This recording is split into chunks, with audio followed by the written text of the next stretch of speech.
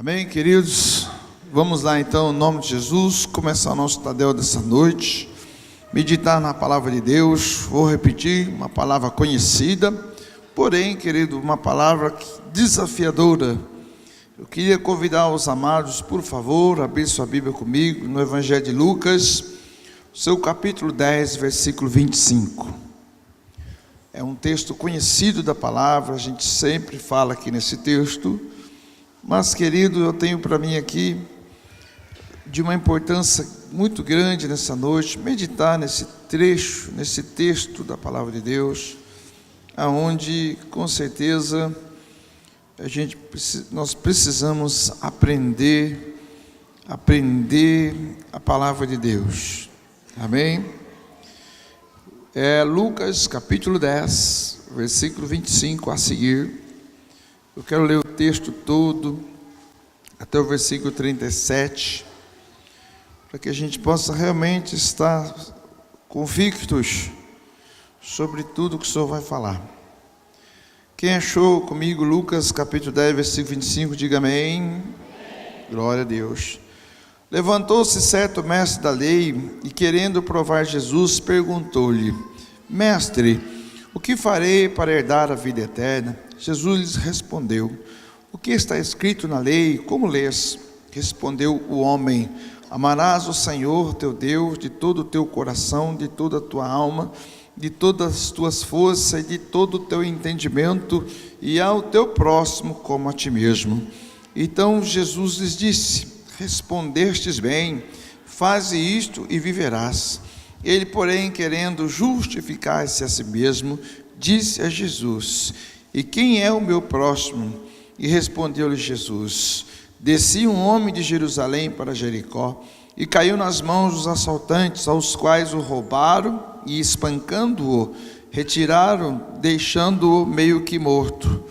Casualmente, descia pelo mesmo caminho certo sacerdote que, vendo-o, passou distante. De igual modo, também um levita chegou àquele lugar e, vendo-o, passou distante. Um samaritano, porém, ia de viagem, chegou perto dele, viu e moveu-se de compaixão. Aproximando-se, enfaixou-lhes as feridas, colocando-lhes azeite e vinho. Então, colocando-o sobre a sua cavalgadura, levou-o para uma hospedaria e cuidou dele. Partindo, no outro dia, tirou dos 2 denários, deu-lhes aos hospedeiros e disse-lhes: Cuida dele, e tudo o que demais gastardes com ele eu te pagarei quando voltar. Qual desses 3 te parece que foi o próximo daquele que caiu nas mãos dos assaltantes? E ele disse: O que usou de misericórdia para com ele. E disse-lhe Jesus: Vai e faz da mesma maneira. Amém? Então Jesus Cristo diz para ele a seguinte palavra: vai e faça da mesma maneira. Ou seja, queridos, o Senhor, Ele tem algo aqui que Ele quer nos ensinar nessa noite.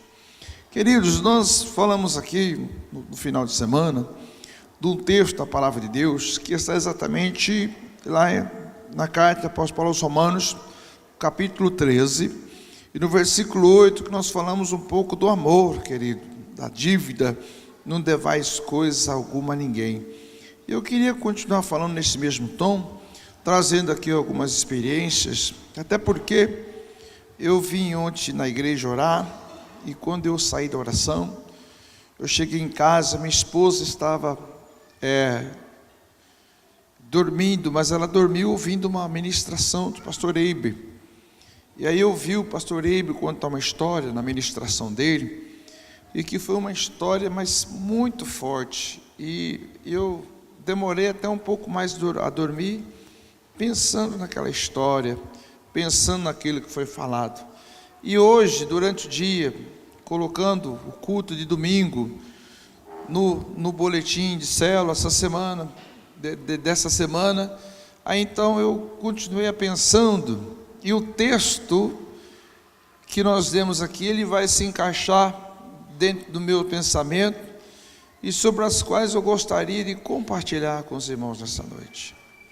Queridos, é muito importante aqui, porque o o texto que nós lemos aqui, a partir do versículo 25, fala que levantou um certo mestre da lei, que era na realidade um advogado, e querendo provar Jesus, perguntou-lhe: mestre, o que farei para herdar a vida eterna?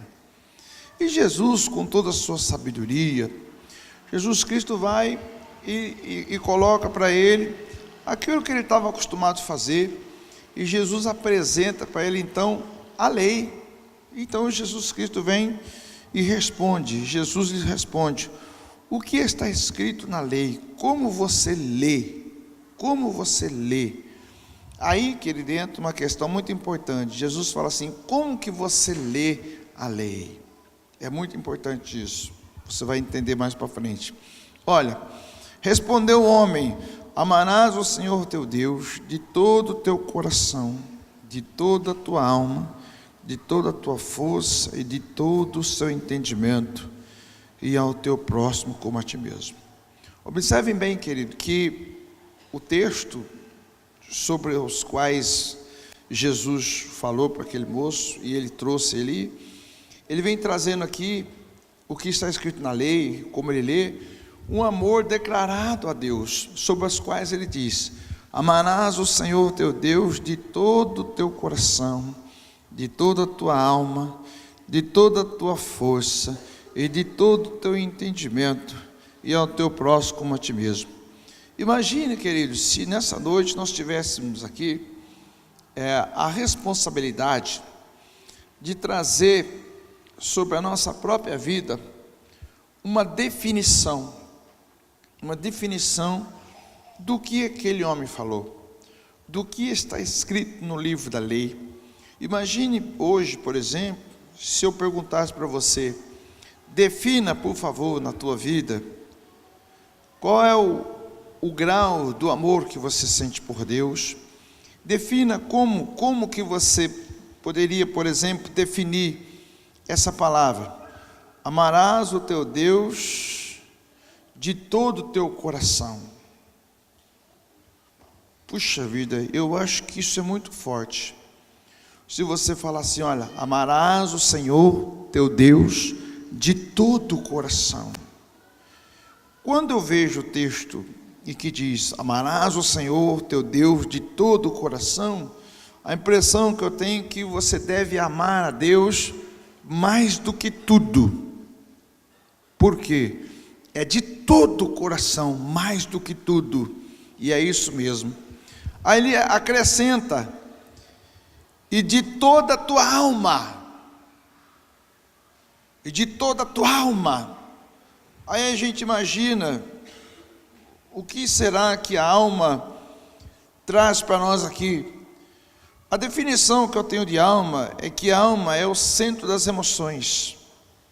A alma está contida a vontade, o desejo, as emoções, a personalidade, o caráter da pessoa, está tudo embutido na alma. Então ele acrescenta: amarás o Senhor teu Deus de todo o teu coração e de toda a tua alma. Eu imagino que é muito mais do que a gente pensa, porque ele ainda acrescenta mais: e você ainda vai amar ao Senhor teu Deus de todo o teu entendimento. Ou seja, você tem que amar a Deus com o coração, com a alma e com o entendimento. Você tem que amar a Deus com o teu coração, com as tuas emoções, e você tem que amar com a sua mente, com a razão também. Quer dizer, o amor a Deus, ele abrange isso: a alma, o coração, melhor dizendo, a alma e a mente. Ou seja, querido, eu não consigo, me desculpem, descrever o meu sentimento por Deus falando desse tom aqui. Eu não consigo ver eu aqui amando Deus dessa forma. Eu não consigo hoje aqui dar uma definição para você exata a respeito disso. E aí ele acrescenta: e ao teu próximo como a ti mesmo. Aí, queridos, quando quando fala-se disso aqui, aí existe aqui uma coisa muito grande. Por quê? Porque a palavra de Deus na lei, a lei, ela não é que a lei ela não existe mais. A lei ela existe, mas ela existe com um princípio.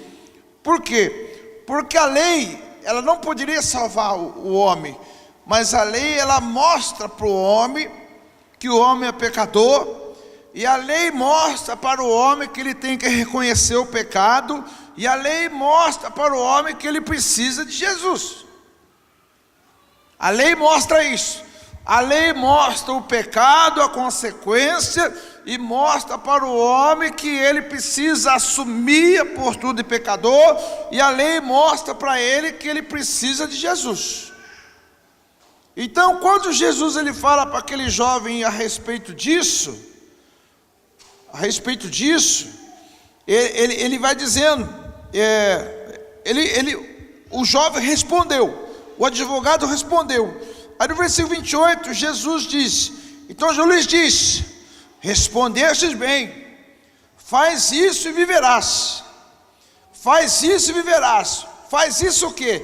Ama o teu Deus com todo o teu coração, com toda a tua alma, com todo o teu entendimento, e agora ao teu próximo com a ti mesmo. Quer dizer, a lei ela passa, ela fala, a lei ela fala do velho, mas ela aponta para Jesus.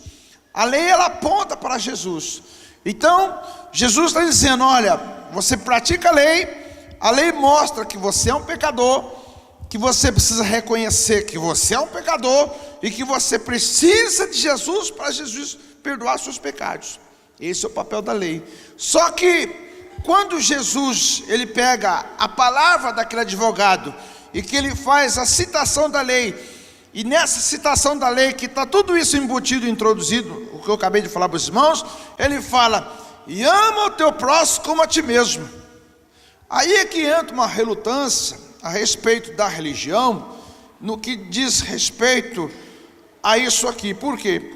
Porque imediatamente, no versículo 29, aquele advogado, ele vem apresentar o quê? Ele vem apresentar uma justificativa. Ele apresenta uma justificativa, algo que é muito peculiar no nosso meio, e que muitas pessoas, querido, vêm e apresentar essa justificativa. E aí, Jesus ele dá o exemplo de uma pessoa que apresenta uma justificativa. Por exemplo, vamos começar, o versículo 29, e fala o seguinte, olha, ele porém querendo o quê? Justificar-se a si mesmo, disse a Jesus, e quem é o meu próximo? Ou seja, queridos, nós temos essa ação dentro de nós, de querer justificar tudo. O porquê que eu não faço, o porquê que eu não quero, o porquê que eu não sei, o porquê que eu não tenho, o porquê que eu não sou, o porquê que eu não vou, o porquê que eu não posso. Meus amados, deixa eu te falar uma coisa para você. Antes de entrar nesse assunto, eu queria dar um pouco mais de base aqui para os irmãos, a respeito da lei. O porquê que Jesus fala para ele, olha, como você lê a lei? E aí ele lê a lei, ele fala como ele entende a lei. Aí Jesus fala para ele que ele precisava cumprir com aquilo ali. Então vou repetir, a lei mostra que o pecado, mostra o pecador, mostra a consequência do pecador, e o pecador precisa necessariamente de admitir para ele chegar até Jesus. Então, eu vou colocar aqui algumas anotações aqui. Por exemplo, Jesus remeteu de volta para a lei aquele jovem, porque a lei ela não salva. Então, por exemplo, vamos lá comigo, vamos andar um pouquinho aqui, que é culto de ensino, nós precisamos andar juntos. Vamos em Gálatas, o texto primeiro de Gálatas, que está depois de 2 Coríntios. Gálatas, capítulo 2, versículo 16, e depois versículo 21. Gálatas, capítulo 2, o culto é ensino, precisamos ter um entendimento. Então, Gálatas, capítulo 2, versículo 16, diz assim: sabemos que o homem não é justificado pelas obras da lei, mas pela fé em Cristo. Também temos crido em Jesus Cristo para sermos justificados pela fé em Cristo, e não pelas obras da lei, porque pelas obras da lei ninguém será justificado. Amém ou não? Versículo 21 agora de Gálatas 2 mesmo, diz o seguinte: não anulo a graça de Deus, pois se a justiça provém da lei, segue-se Cristo morreu em vão?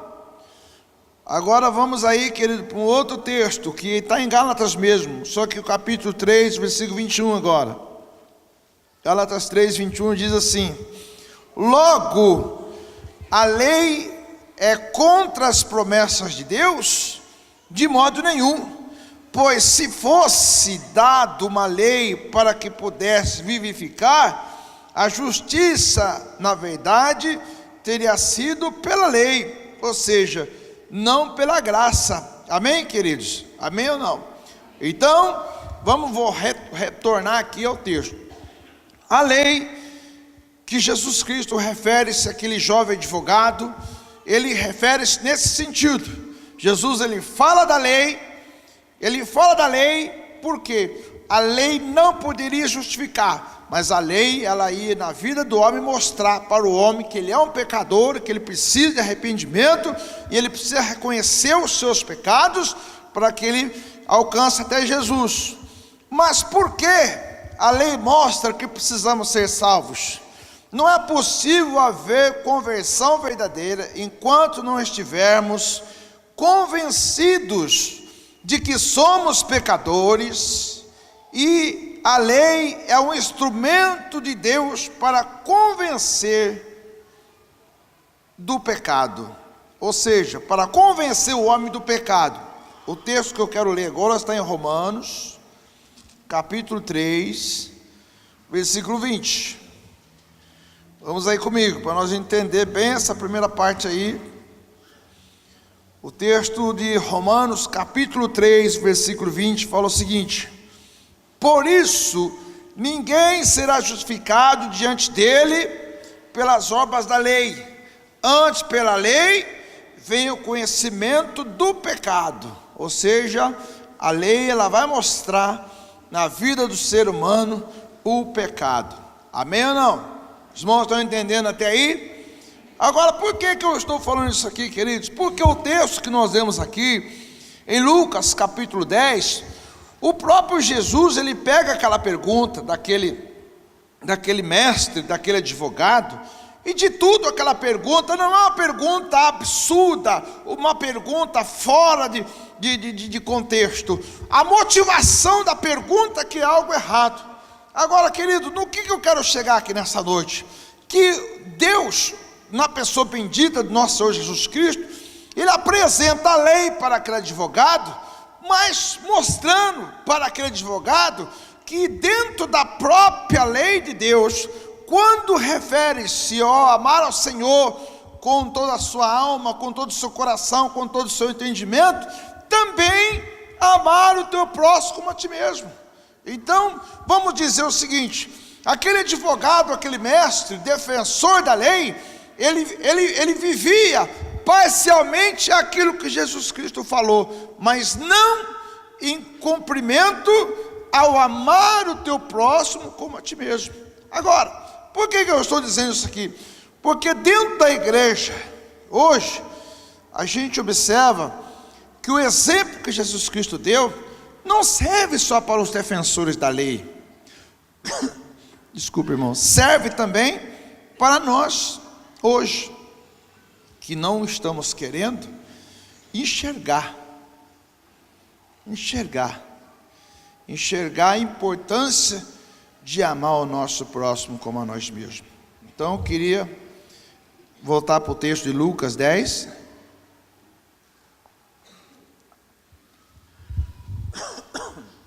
Vamos lá? Jesus finaliza então essa parte.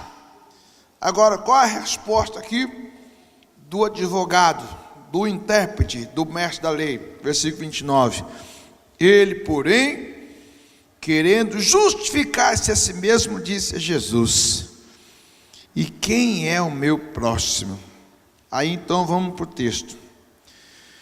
Jesus lhe respondeu, ou respondeu-lhe Jesus dizendo: descia um homem de Jerusalém para Jericó, e caiu nas mãos dos assaltantes, aos quais o roubaram, e o espancando, se retiraram, deixando meio como morto. Casualmente descia pelo caminho um certo sacerdote, que vendo passou distante. Aqui é a primeira pessoa que Jesus Cristo associa àquele mestre da lei, nos dias de hoje, no Evangelho da Graça, que é uma pessoa que tenta justificar também o porquê não amar o próximo. Queridos, 27 quilômetros tinha de Jerusalém para Jericó, 27 quilômetros. A Bíblia fala aqui: casualmente descia pelo mesmo caminho um certo sacerdote. Por que a Bíblia fala casualmente? Porque aquele caminho de Jericó, ou seja, de Jerusalém para Jericó, que tinha 27 quilômetros, tanto aquele judeu que passou, como o sacerdote, como o levita e como o samaritano, estavam passando por um atalho. Eles estavam encurtando o caminho. Aí vamos levar em conta uma coisa importante aqui. Por que a pessoa encurta o caminho? Para chegar mais rápido em casa. Aí, querido, vamos parar um pouco aqui. O sacerdote, ele morava em Jericó, subiu para Jerusalém, ficou de segunda-feira até sexta-feira, serviram no templo, cuidando dos candelabros, cuidando das ofertas, cuidando dos sacrifícios. Ele subia da casa dele até Jerusalém e ficava de segunda a sexta-feira trabalhando, servindo no templo. Quando ele voltava para casa, ele tinha pressa. Por quê? Ele tinha pressa para chegar na casa dele, ele tinha pressa para estar junto com a família dele, ele tinha pressa para estar junto com os filhos deles. Agora, o porquê que eu estou falando nesse tom aqui com os irmãos?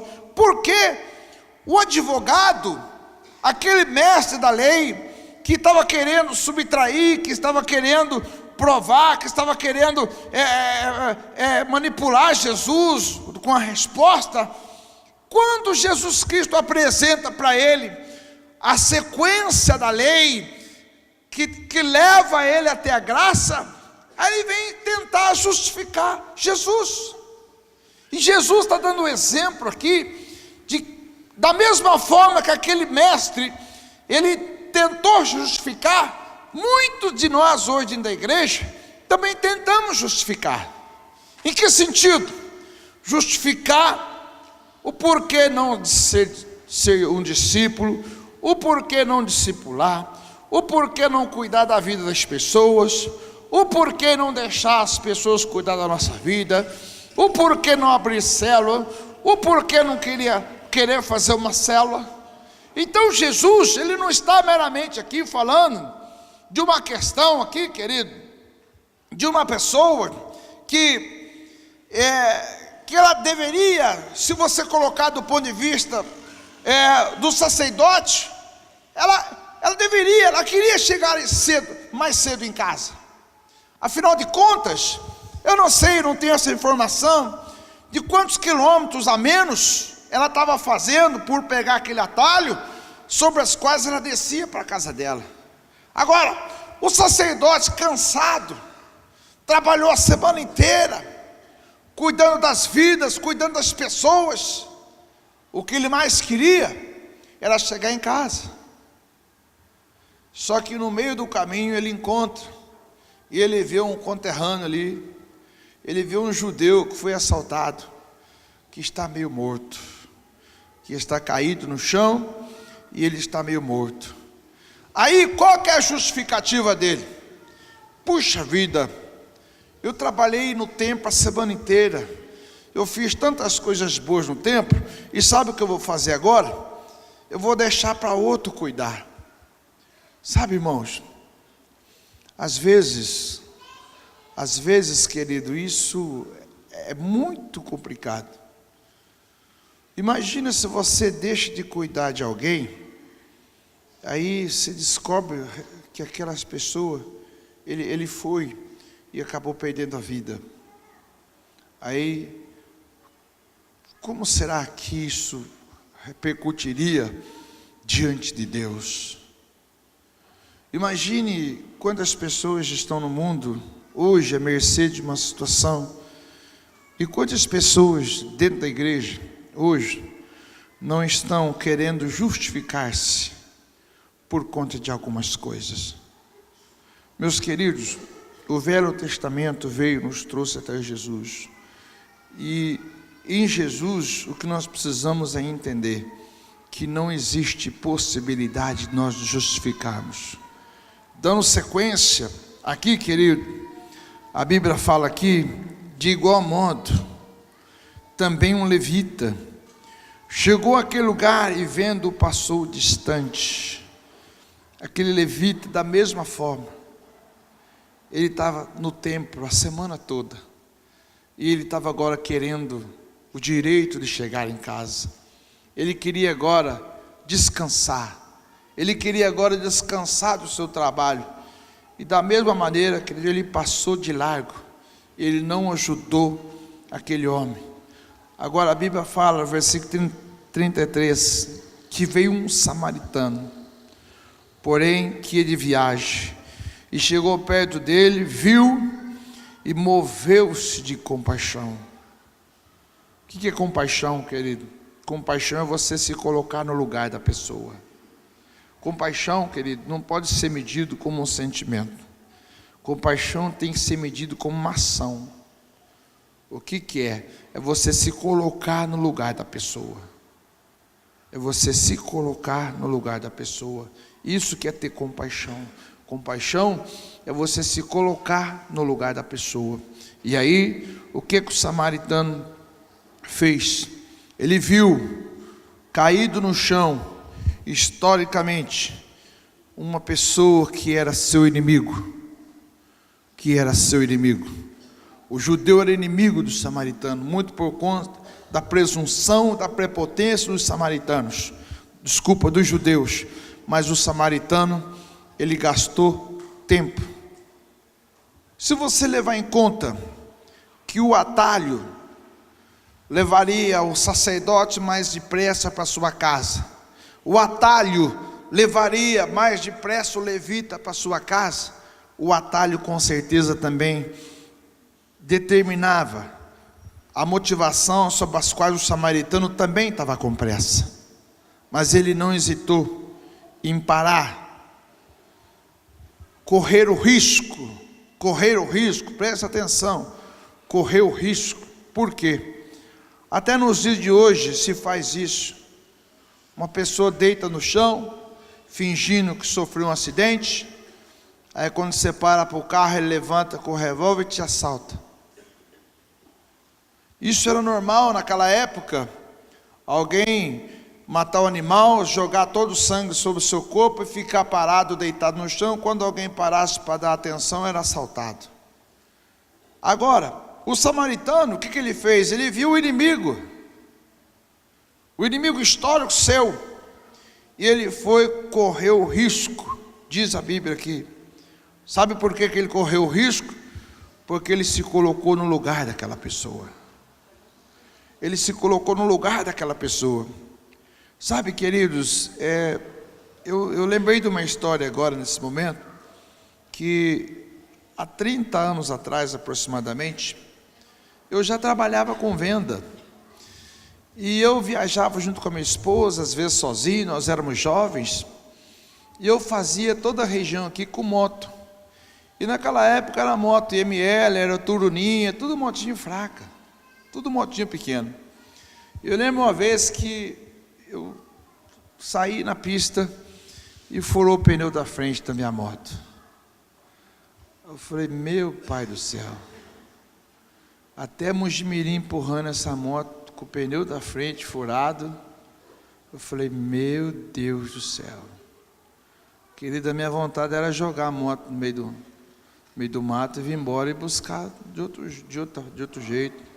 Na época não tinha telefone celular, não tinha, era muito difícil. Aí quando eu andei uns 50 metros empurrando a moto que ela fosse, parou um caminhãozinho.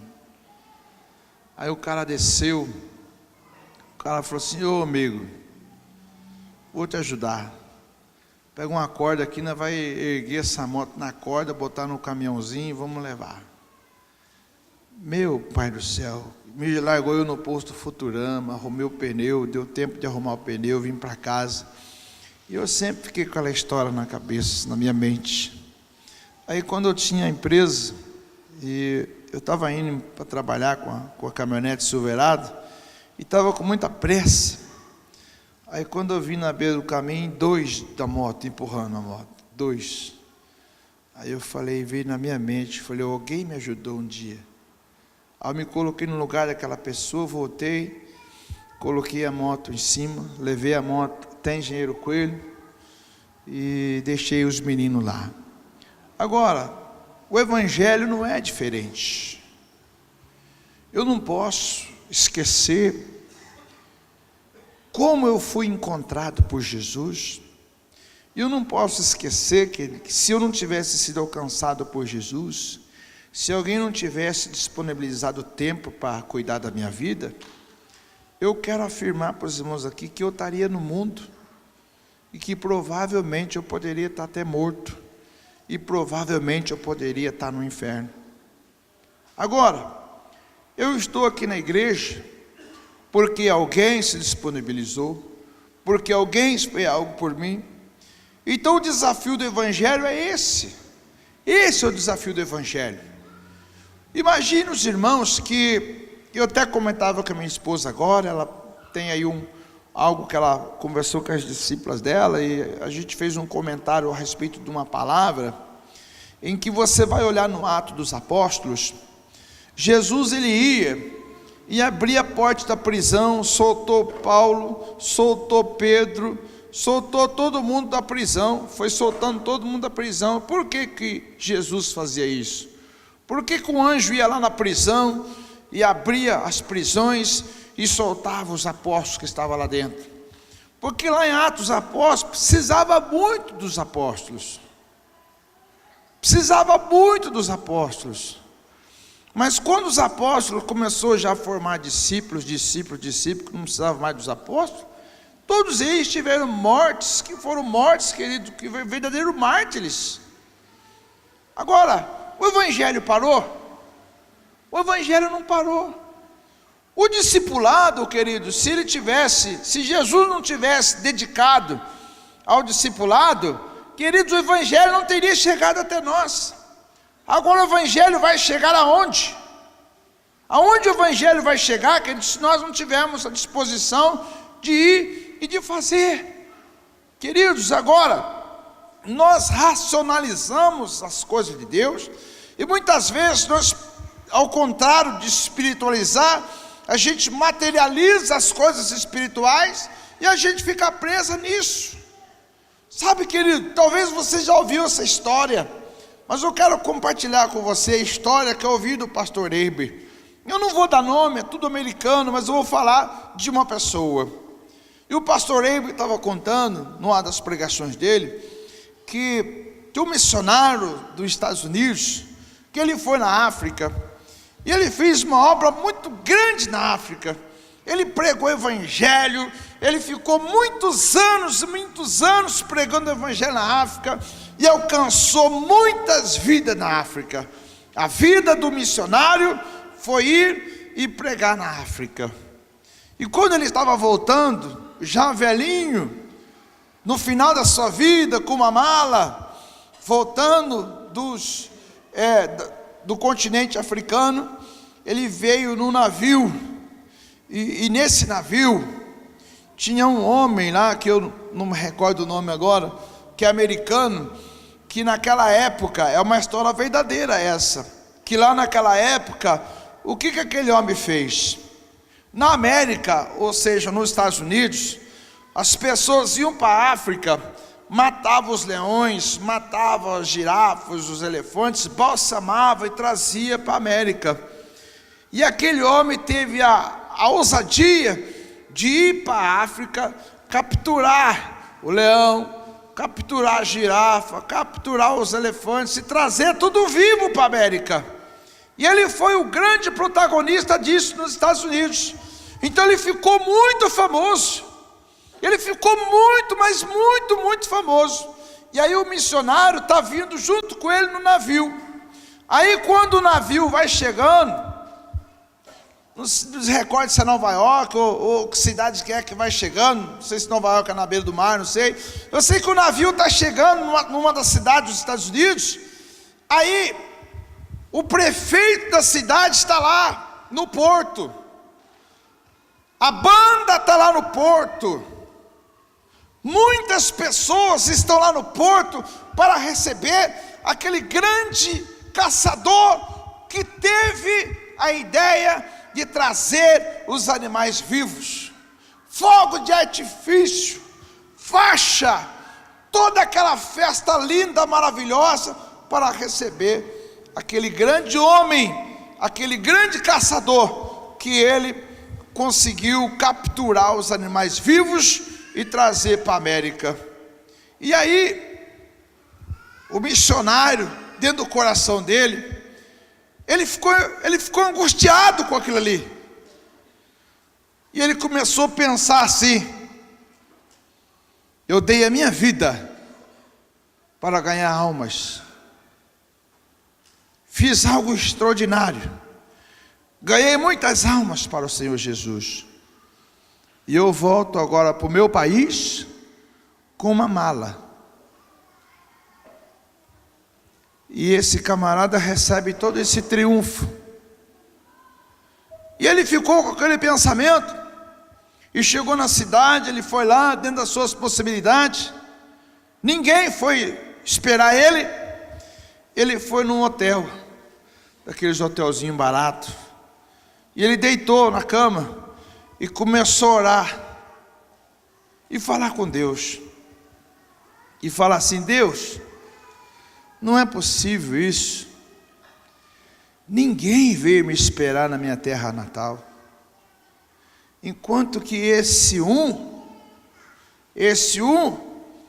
estava o prefeito, tinha fogos, tinha uma multidão esperando ele. Deus, não é justo isso. Aí ele dormiu. No que ele dormiu, o Espírito Santo veio e falou no ouvido dele. Ele acordou com a voz do Espírito Santo. O Espírito Santo falou assim para ele assim: olha, sabe o que é? É que você não voltou ainda para a sua terra natal. A sua terra natal é o céu. E quando você chegar aqui, você vai ver a festa que eu estou preparando para você. Quando você chegar aqui, você vai ver os anjos, você vai ver tudo isso que você viu aí, em proporções muito maior, porque você ainda não chegou na sua terra natal, porque a sua terra natal é o céu, e o céu é o teu limite, é aqui que você vai receber sua recompensa. Você sabe, meu querido, se nós não tivermos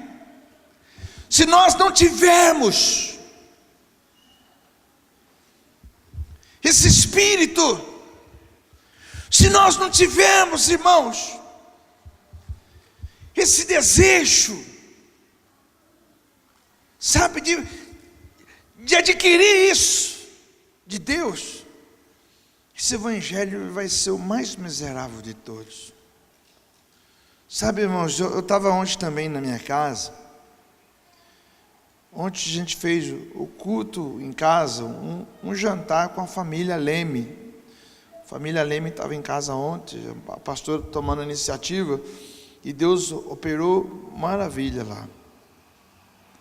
E aí até o André, a Viviane estava junto com a gente. Por quê? Porque o Leandro é da célula deles e muitas das pessoas vai passar por essa célula. E aí, queridos, antes disso tudo, eu não sei se alguém tem assistido, mas eu estava vendo um canal de Discovery, e Discovery tem um canal que chama lá Zona de Conflito. E nesse canal Zona de Conflito está mostrando a guerra na Síria e a guerra contra os radicais islâmicos. Então, eles estavam numa cidade que se chama Kobak, alguma coisa assim, que é uma cidade no norte da Síria, na divisa com a Turquia. E o repórter brasileiro, ele foi lá numa cidade totalmente destruída, não tem uma casa de pé, totalmente destruída. E ele foi entrevistando as pessoas, e aquelas pessoas, naquelas casas em ruínas, perderam a família toda, e lutando e dizendo que aquilo ali é a pátria deles. E eu fui vendo aquela reportagem toda. Aí chegou no final, ele foi entrevistar um soldado. Aí o repórter falou assim para o soldado: olha, eu quero dizer uma coisa para você, fazer uma pergunta. Eu penso algo sobre a morte, mas o que você pensa sobre a morte? Porque acabou de ter um conflito, vocês mataram 12 pessoas. Pessoas da sua família morreram na guerra. O que é morte para você que está na guerra? A pessoa parou e falou para ele: não é diferente para mim do que para você. A morte para mim chegou a hora, e a morte veio. E o repórter insistia: não é possível, você está numa zona de conflito, onde a cada dia é um dia, e a possibilidade da morte é iminente, não é possível. Aí o homem olhou para o repórter e falou assim: olha, a minha vida é muito ruim, eu sofro muito, a minha vida é muito ruim, mas eu tenho uma esperança, e eu vivo por conta da esperança. Eu vivo por conta da esperança. Aí eu comecei a olhar e comecei a meditar. Se eu não tivesse pessoas para chegar na minha casa, naquele momento eu ia dobrar meu joelho e orar a Deus. Por quê? Eu falei: meu Deus, o camarada está numa zona de conflito, a família toda morta, o lugar onde as pessoas chegam na casa, vai tirar os entulhos da casa, descobre 4, 5 mortos que está lá dentro, que já faz anos, que só está aquele montão de osso na roupa, criança. Um lugar violento, um lugar, querido, muito violento. E o camarada vinha dizer o seguinte: olha, a minha vida ela é muito ruim, mas eu vivo por conta de uma esperança, que é a paz. Aí eu olhei para mim e eu falei: miserável homem que sou,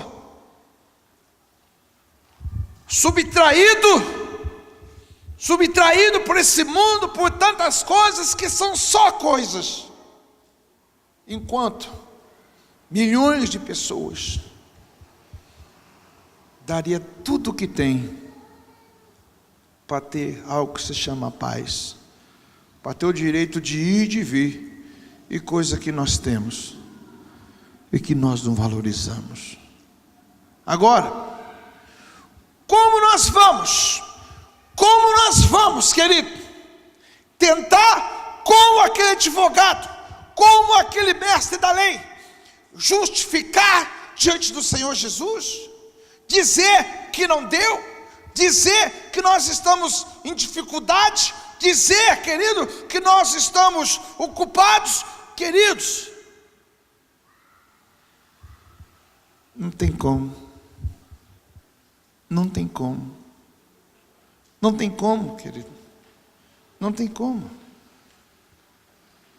Querido, o Evangelho se consiste em cima de uma transição de Velho para Novo Testamento que chega.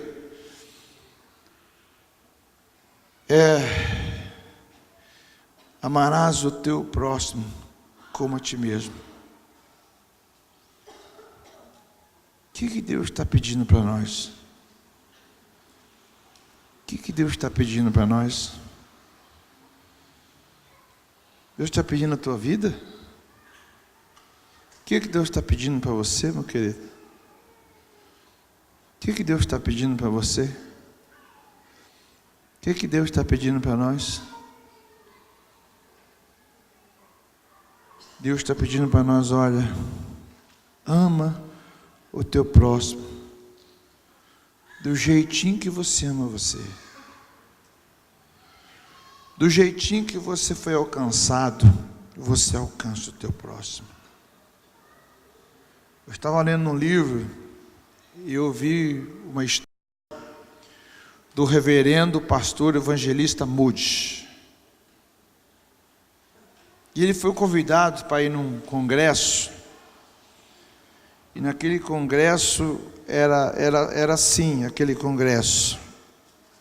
O tema: como alcançar os povos. Como alcançar os povos, era o tema do congresso. Aí ele foi orar a Deus. Deus falou para ele: olha, tem coisas que você não pode falar. Tem coisas que você precisa fazer. Aí o reverendo, o evangelista Moody, ele fez o seguinte: procurou um músico e falou assim para o músico assim: eu preciso de você, você pode me ajudar?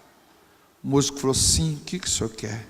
Olha, nós vamos num lugar de muito movimento, eu vou levar uma caixa, e você vai subir naquela caixa, você vai cantar, você vai adorar a Deus, você vai fazer tudo do seu melhor ali. Aquele moço topou o desafio, botou uma caixa e começou a adorar a Deus, adorar a Deus. Aí juntou pessoas. Aí o jovem desceu, subiu o evangelista, reverendo Moody, e ele começou a pregar o evangelho, começou a desafiar as pessoas, e começou a falar do amor de Deus, e começou a falar do plano de salvação, e começou a falar do amor de Deus, e começou a falar do poder de Deus. Ajuntou uma multidão ali, uma pequena multidão. Aí ele fez o convite para aquela pequena multidão: nós vamos agora num plenário, vamos sair da rua e vamos para o plenário.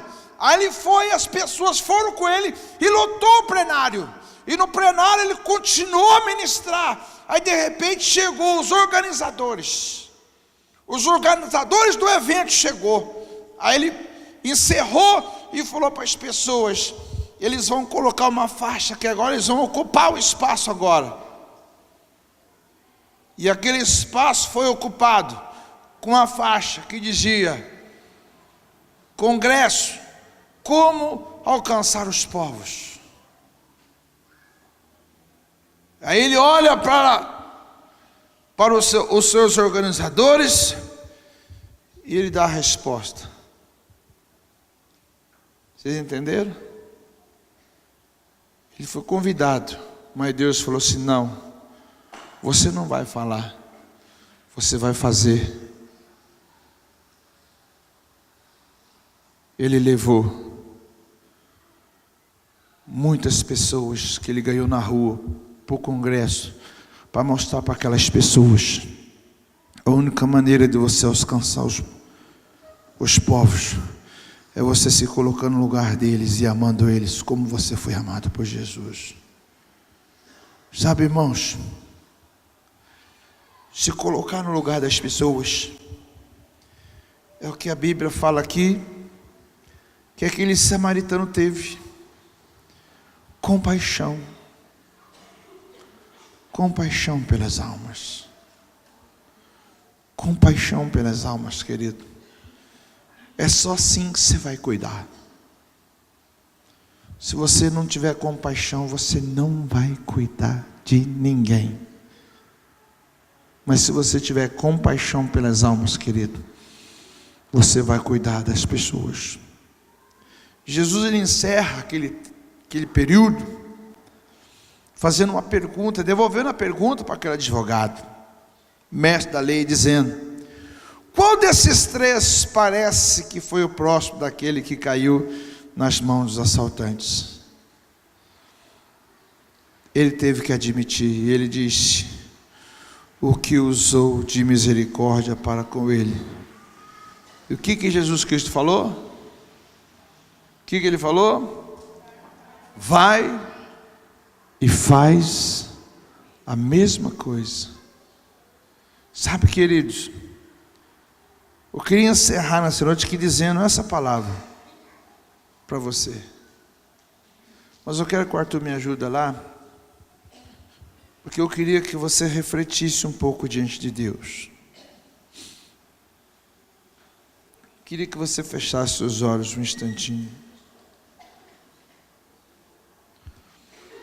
Queria que você fechasse seus olhos um instante. Oh.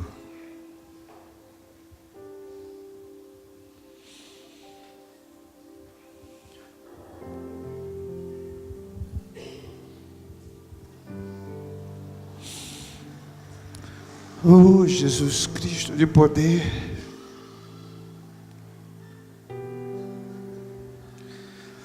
Coloca em nós nessa noite, Pai, o espírito de compaixão.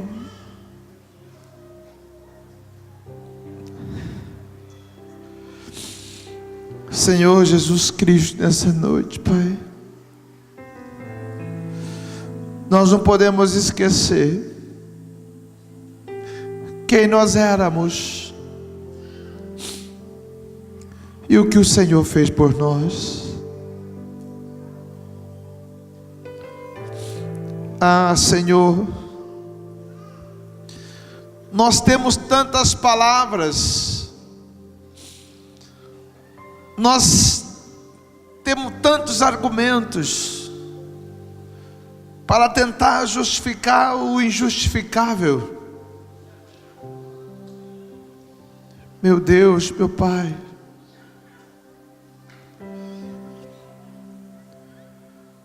esse momento, Senhor Jesus Cristo, tira de nós a miséria, tira de nós, meu Pai querido, a insensatez, tira de nós a pobreza, tira de nós a ignorância, tira de nós, meu Pai querido, essa mente pequena, tira de nós, meu Pai querido, essa obsessão, tira de nós, meu Pai querido, a nossa autodependência, tira de nós, meu Pai querido, esse desejo desesperado da autoafirmação, meu Pai querido, porque nós queremos depender de Ti, Senhor. Queremos depender de Ti, Senhor. Queremos depender de Ti, Senhor Jesus Cristo. Por isso, nessa noite, meu Pai querido, perdoa os nossos pecados. Perdoa, Senhor Jesus Cristo, as nossas fragilidades. Perdoa, Senhor, os limites da nossa alma. Perdoa, Senhor Jesus Cristo, nessa noite, Pai, porque nós não somos diferentes do que aquele homem que vivia a prática da religião, que batia no peito, Pai, sobretudo aquilo que ele era, mas que não teve a sensibilidade de descobrir qual é o próximo da vida dele. Senhor, em nome de Jesus, nessa noite, Pai, eu te peço, Pai, visita-nos Visita-nos. Visita-nos, Senhor. Visita-nos. Visita-nos, meu Pai. Nos ensina, Senhor, a não viver de palavras, mas de atitude, de ação. Por isso, Pai, em nome de Jesus Cristo, eu coloco a Tua igreja nas Tuas mãos nessa noite, Pai, para que nós possamos sermos abençoados por Ti, em nome de Jesus.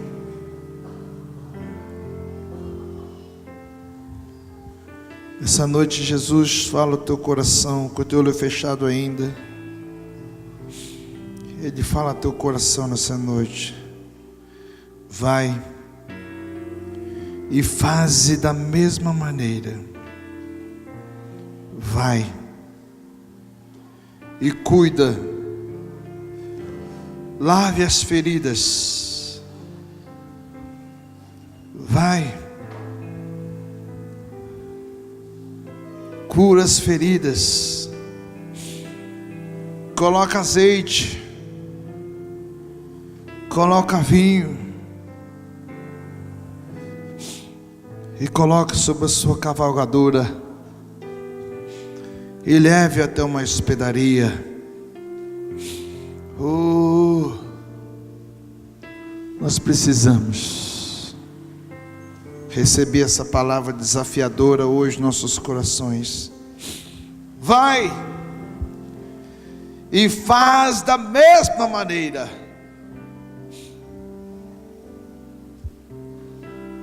Faz da mesma maneira. Faz da mesma maneira.